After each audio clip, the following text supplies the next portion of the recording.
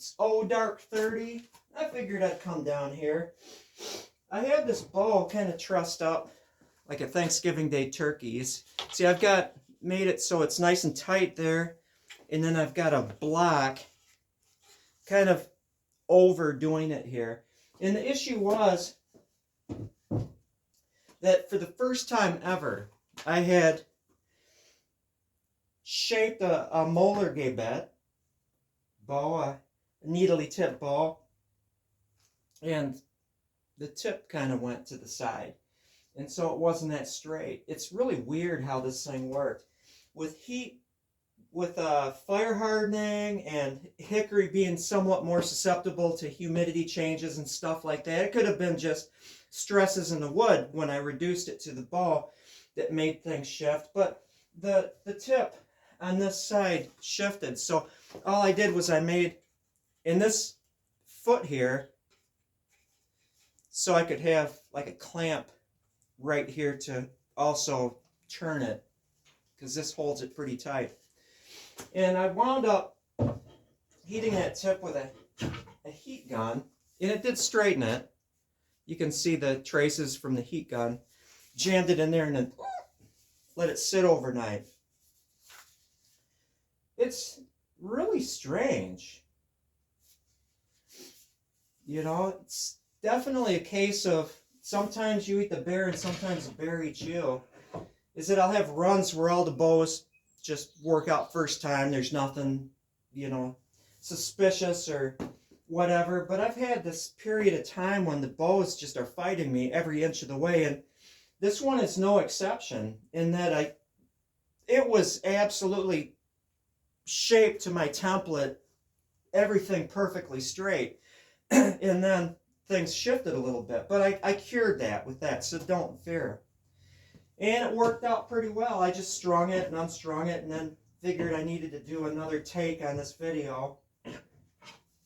Still need to reduce it a little bit. Now the thing about wider limbed bows is that if you string it, you can see, if you're not careful, a little propeller twisting, which this one doesn't have. But you can do a little variable thinning across the width of a bow. Where if you are finding that when it's strung and you draw it, it'll twist a little bit, it's probably because you don't have it even across here. And it's almost like steering, a car, steering a tree when you're cutting it down. I'm not going to get into that. That you can change the thickness on one edge when you're tillering it to steer it back straight again. It just kind of think about that. It does make sense once, boom, it hits you. Anyway, that's that project. I did that yesterday after work. Turned out well. And then another thing, I've got this ATS-25, which is a really slick little radio, AM, FM, and also shortwave. And outside I've got this directional loop antenna that's actually powered. There's some kind of like I don't know. I'm not an electronic guru, but you actually plug in the antenna into a power unit. I charged both my ATS-25 and my power unit, so now I can listen to shortwave. And that's part of the response to this power outage, because the radio stations were shut down. I had no idea what was going on in the outer world.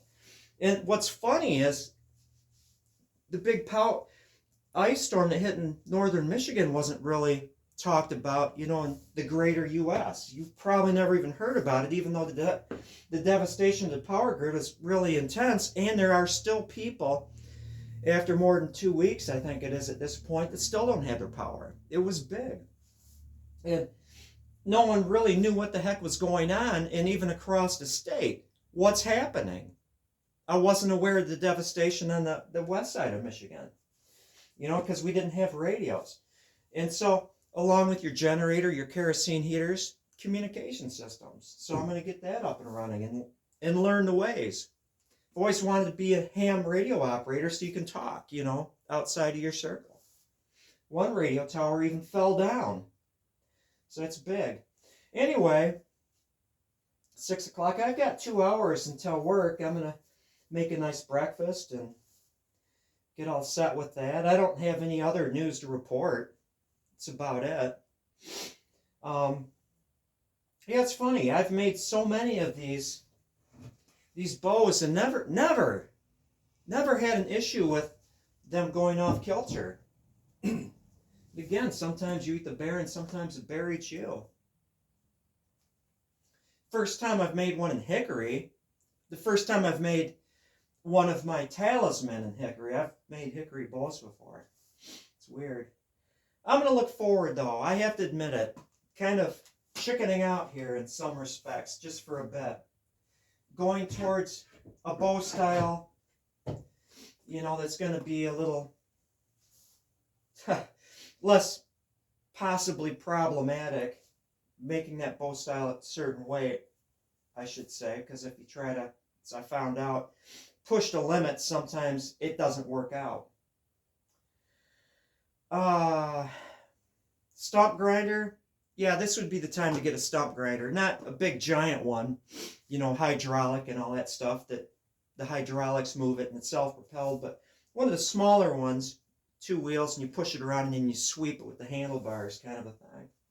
That'd be a good business to have now. Invest $1,800 in a stump grinder with all the thousands of trees that have been removed from yards. It would be a good business, but I think I'm going to stick with bows. That's it. I have nothing else to report. Have a good one. Thank you for watching.